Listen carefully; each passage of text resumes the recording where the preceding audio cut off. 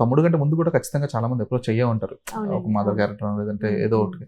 So అప్పుడు అంటే మిమ్మల్ని ఇంతకు ముందు అప్రోచ్ అయిన వాళ్ళకి నో చెప్పడానికి, ఇప్పుడు శ్రీరామ్ వేణుకి ఎస్ చెప్పడానికి ఈ మధ్యలో ఏం చేంజ్ అయింది?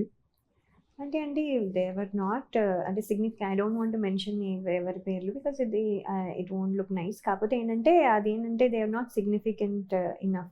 అంటే ఒక కమ్బ్యాక్ లాగా ఈ సినిమా ఎందుకు చేసింది అనుకోకుండా ఒక కమ్బ్యాక్ కానీ, ఒక కమ్బ్యాక్ అని చెప్పుకునేటట్టు కానీ అలా ఏమీ లేవు.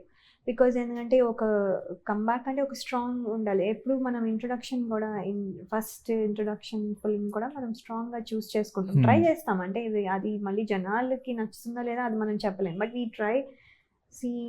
అండ్ ఏంటంటే నచ్చుతుందని అని మనం ఫస్ట్ నమ్మి అప్పుడు చేయగలం. సో మనకే నమ్మకం లేదనుకోండి ఎలా అంటే అది ఏదో అంటే కొన్ని mother rules they are there, కానీ దానికి ఏమీ ఎక్కువ Significance ఉండదు. సిగ్నిఫికెన్స్ లేవు.